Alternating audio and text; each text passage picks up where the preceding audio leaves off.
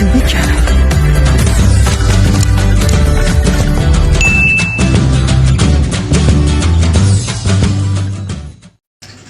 Hi guys! Hello everyone! Good evening to all of you guys. Yes.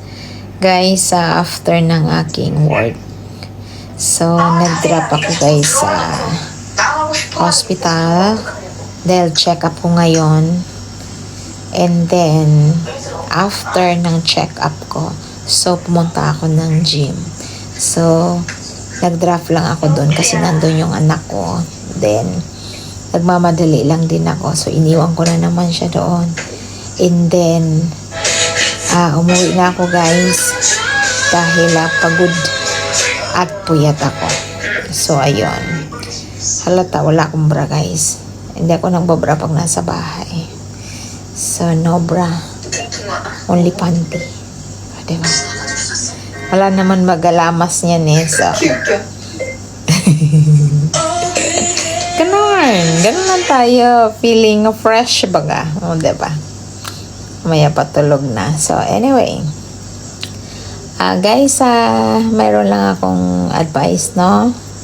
Guys, ingat tayo sa mga gumagamit ng AI kasi baka mapaniwala tayo na sila yon pero hindi, kasi ginagamit lang nila yung mukha ng tao and then pero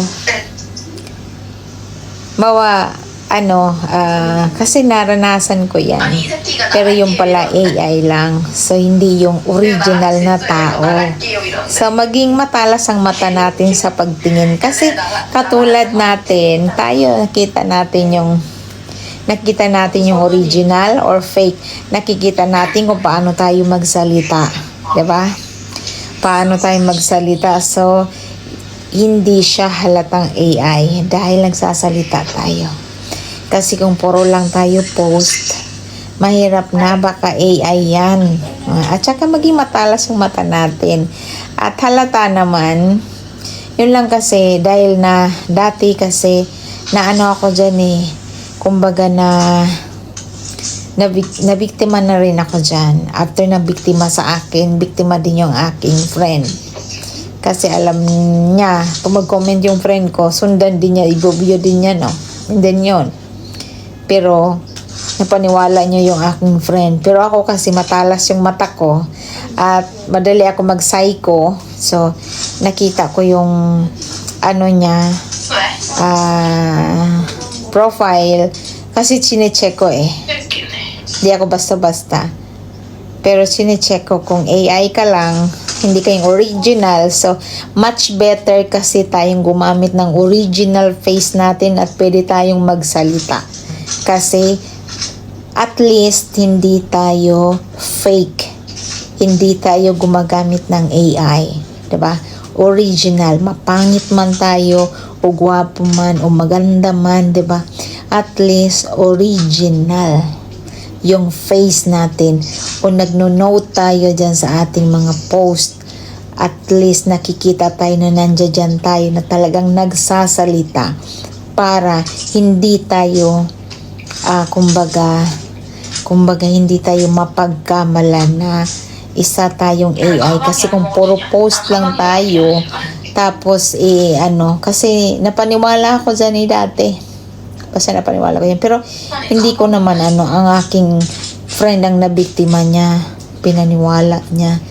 So, ako kasi magaling na ako ngayon Dahil na-challenge ako dyan So, wala sa akin kasi alam ko ang gamit ng AI at yung totoo. Diba? Kasi kaya nga tulad ng sinabi ko, mapagmatalas tayong tumingin sa mga video. Kasi maluloko tayo kung ngangata-ngata tayo.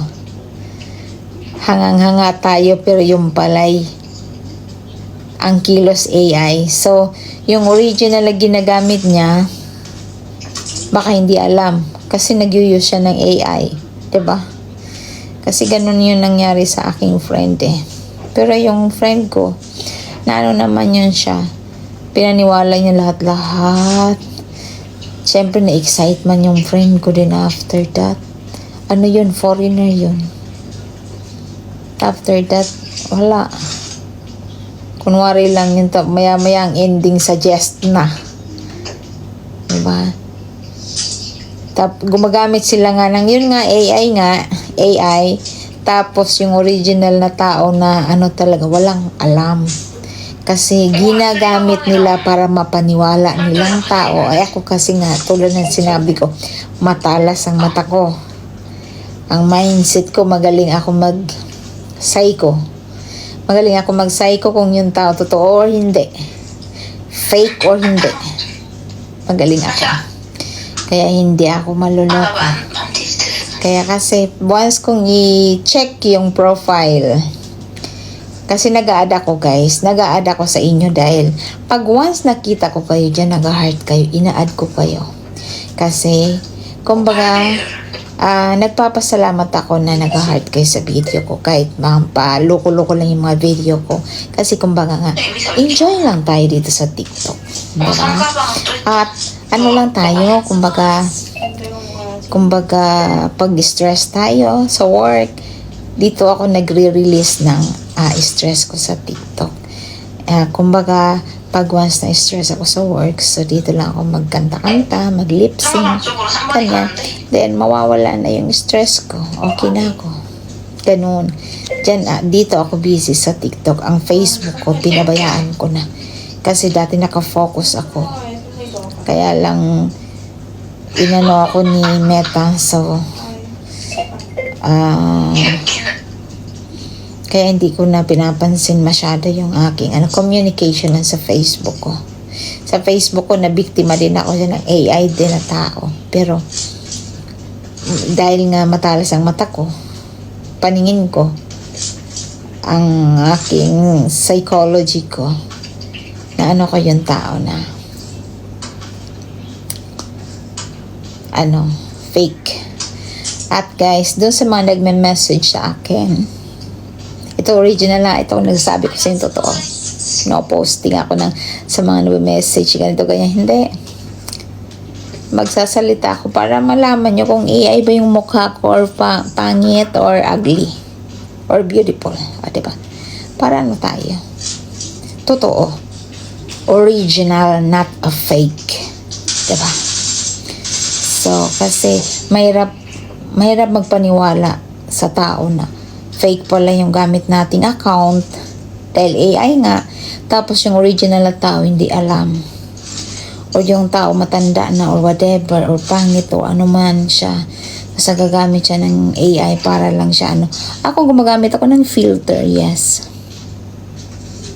kaya nga pinopost ko dyan yung original beauty ko dahil ako yan dito, may patong kaya naging maganda tingnan. O, diba? Pero ugly din ako. O, diba? Ayun. Kaya ingat kayo guys. Advice ko lang, ingat kayo sa mga gumagamit ng AI. Kasi baka ma-AI kayo din. Then, ayun. Ayun guys. Sa mga nagme-message nga sa akin. Diyan, may nainis na ako dyan sa isa. Feeling mo, shota mo, hindi nga kita kilala. Malapit ka na sa akin bingbang. Malapit ka na matigok. Alam mo na ibig ko sabihin. Kaya ayusin mo lang mag-comment kasi pag hindi ko na gustong comment, yan nga, may isa akong salita. May kumbaga tinatanggal ko. Yan yun. Kaya, kasi enjoy lang tayo. Hindi ko kailangan lalaki sa mga nagme-message sa true cellphone ko pa. Hello. I don't need men. I am busy. For my goals sa buhay, busy ako. I have no time to chat with anyone. I'm here in TikTok for entertainment only. Inaantok na ako guys. I feel sleepy na but I still fighting.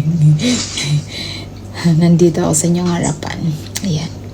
Ayan guys, good night and I love you all and God bless us all. Bye. Thank you so much for watching my all videos. Mapagpangit man yan o maganda man whatever, basta enjoy lang tayo guys. Thank you so much and good night.